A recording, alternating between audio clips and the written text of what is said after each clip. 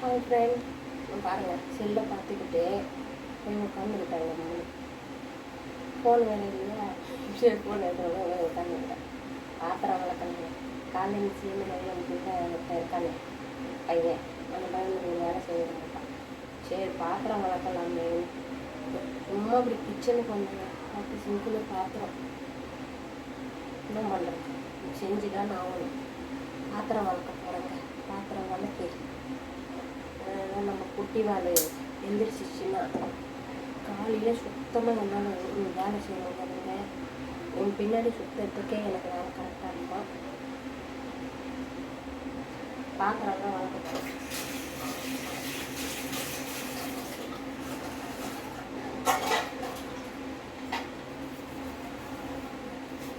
இந்த ஜாமான் வளர்க்கணும்னா பெரிய வேலைங்க. காலையில் எழுந்திரிக்கணுமா, இந்த பையனுக்கு சாப்பாடு ஊட்டணுமா, காலையில் சமைக்கணுமா, என்ன வேணும்ட்டு அது வேலை பார்க்கணும். அதுக்கு தான் இப்போவே கொஞ்சம்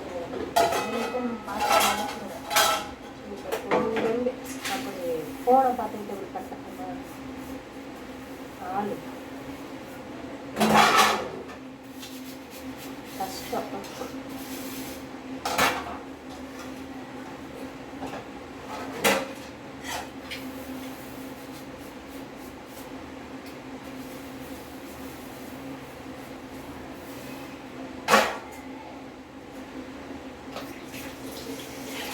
சிம்பிள் இதெல்லாம் கழுவிட்டு நான் காமிக்கிறேன். ஜாமானெல்லாம் வலிக்க வச்சுங்க பாருங்கள். ஃபுல்லாக அவ்வளோதாங்க என் வேலை, அவ்வளோதான். காலையில் எழுந்திரிச்சோடனே நம்ம குட்டி தலைவருக்கு சாப்பாடு ஊட்டணும்.